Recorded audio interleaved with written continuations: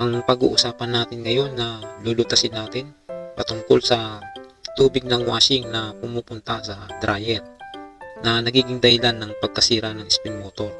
So yun yung pag-uusapan natin para makatulong. Subaybay lang natin. Bago pa ang washing na ito pero nagkaroon na siya ng problemang ganito. So titingnan natin yung naging dahilan. Pupunta tayo sa drain valve. Kasi yun ang kalimitan na common na yun na dun may problema. Lahat ng twin tub, nangyayari ito. Kahit yung single, basta meron drain valve yung single mo, na nagkakaroon din ng ng tulo. So kung ang washing mo old model, yung pag magde-drain ka, ibababa mo lang yung hose, okay yun. Tapos pag magwa-washing ka, tataas mo na yung hose. Yun yung mas maganda kasi wala nang kailangan pang wala kang hintay na baka may tumulo ganyan, kasi nga babataas lang yun yung old model. Pero yung labas ngayon na merong drain valve, so yun magiging problema. Kahit single tub pa yan, basta merong pinaka drain valve yung washing, magkakaroon siya ng pinakatulo dahil nga dun sa mga nakabara o mga nakakalang dun sa pinakaguma.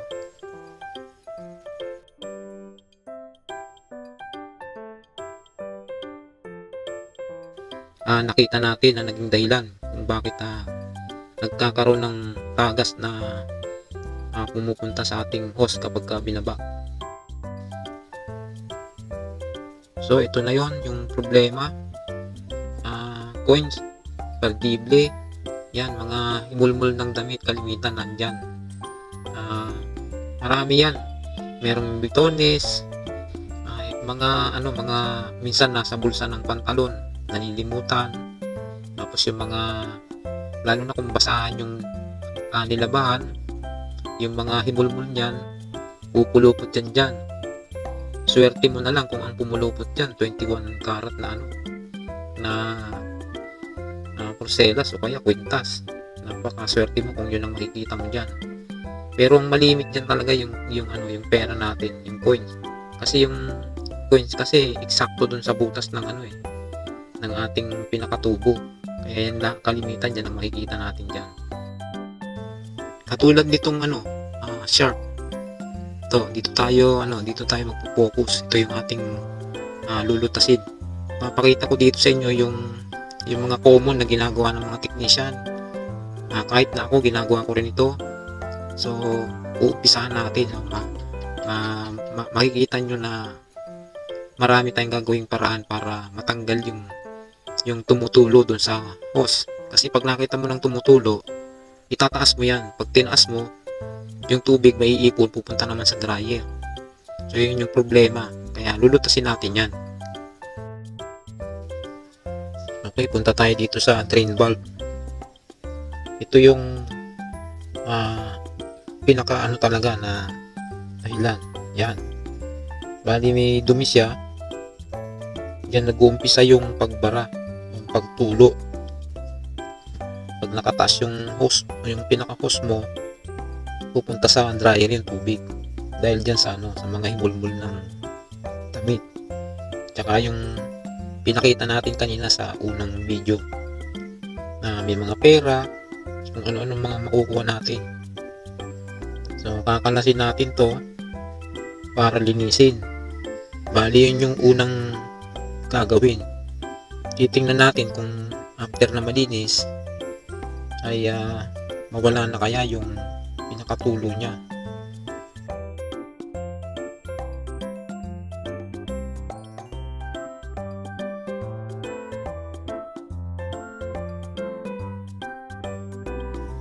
Itong pinaka tubo, may mga matitigas na sabon yan. Hindi kaya na lang basahan lang. Kailangan mong gamitan ng kalimitan ginagamit ko to kutsilyo. Pero pinapalambot ko rin ito sa muriatic acid pag hindi na talaga kayang kutkutin. I-sprayan ko muna siya ng muriatic acid para lumambot, makatulong yung paglambot niya para madaling tanggalin. Kasi yung pagtigas ng sabon, nagiging ano din parang pag naiipon na siya, parang may kalang, kaya may tagas pa.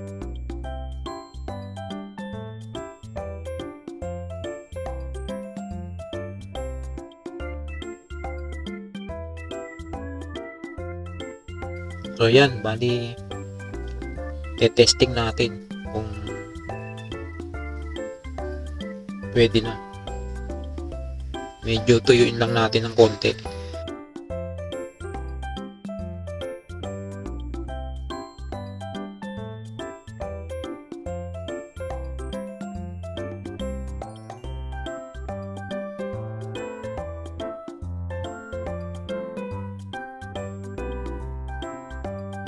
Bali hindi lang yung pagbara dyan sa drain valve. Dito kasi sa overflow, pwede rin yan na maging sanhi ng pagkasira spin motor. Pwedeng dyan din galing yung tubig.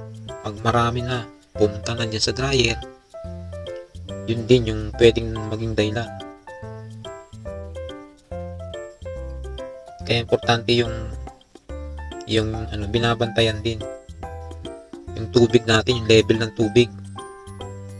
Okay, kabit natin to. Titingnan natin kung anong ipagbabago.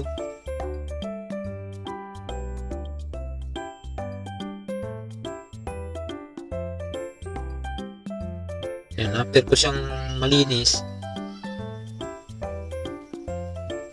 titingnan natin kung dun lang ba ang problema. Kung doon lang, okay na. Wala na tayong ibang gagawin. Kaya testing natin to para masigurado natin kung wala na talagang tulo.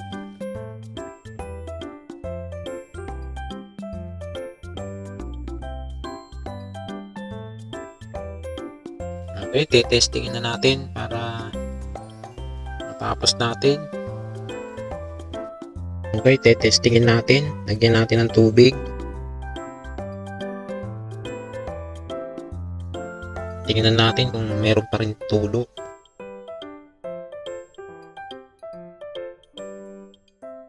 Meron pa siya.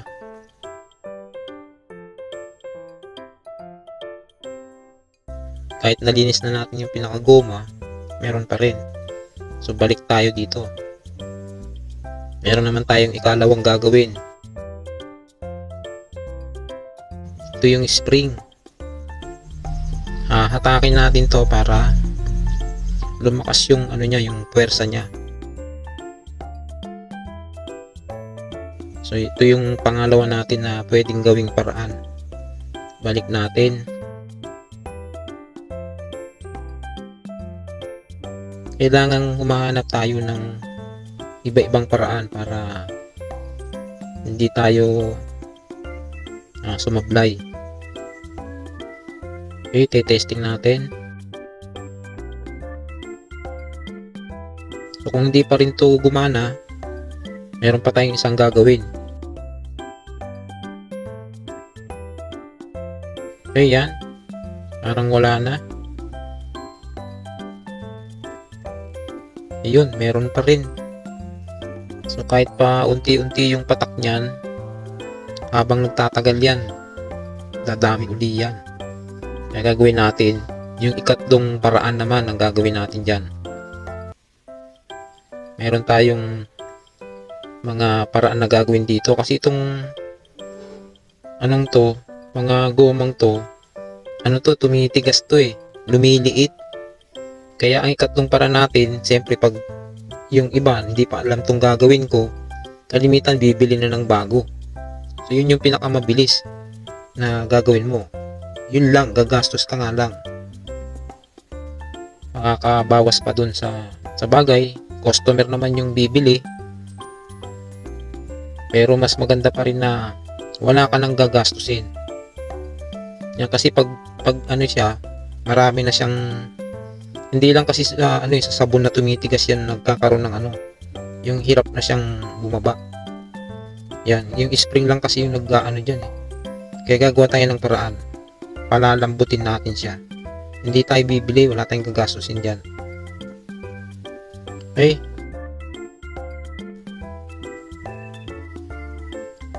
Okay, ito naman yung ikatlong paraan.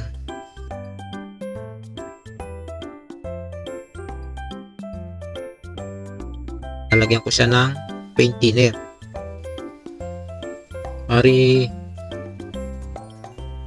Bali lulubog ko siya para maganda yung kasi mag-expand yan eh. Kailangan nating palakihin uli kasi dumiit na siya.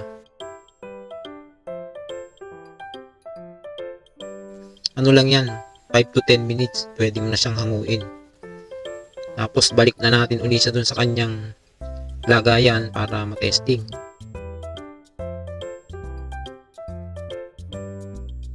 Yan, di tayo bumili. Kailangan muna natin gawa ng paraan. Okay, pwede na natin siyang hanguin. Yan, madali naman tong matuyo.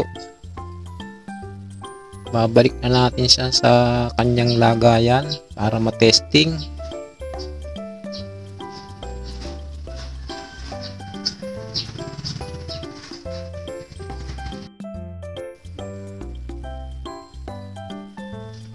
Okay, sisiguraduhin natin kung wala na ba talagang tulo.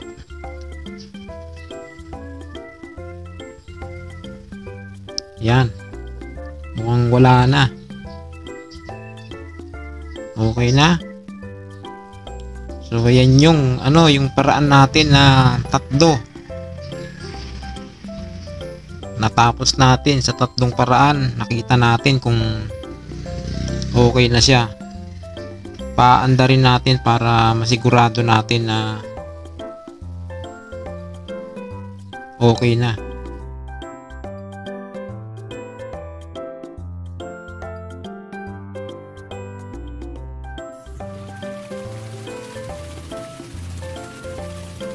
Okay, nakatapos na naman tayo ng isa pang trouble. Makakatulong to sa mga baguhan na nagsisimula pa lang maka-encounter ng mga ganitong trouble. So sana subaybay lang kayo para sa mga darating pang mga video na i-upload ko. Huwag niyong kalimutan naman na mag-like at mag-subscribe para lagi kayong updated sa mga video na matututunan nyo talaga na kahit hindi kayo mag-aral ng tutukan, basta napanood nyo, naitanim nyo sa isip nyo kung paano gagawin, malaking tulong yan. Okay, susunod pong video ulit. Abangan nyo lang at tutukan muli. Ito po si Master Doms.